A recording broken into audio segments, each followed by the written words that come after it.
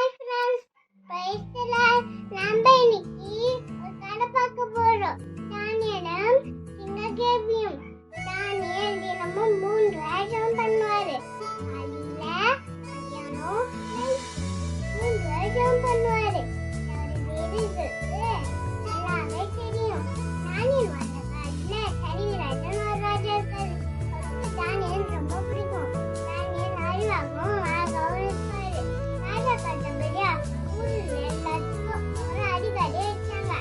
வேறுகளுக்கு ஏன் நாங்க அழுக்கா இல்லையா, அறிவா இல்லையா, இவனை போய் பிரைம் மினிஸ்டர் வச்சிருக்காங்க, எப்படியாச்சும் கவுத்துக்கணும் அப்படின்னு ஒரு ரேல்கள் ஒரு கூட்டம் போட்டாங்க.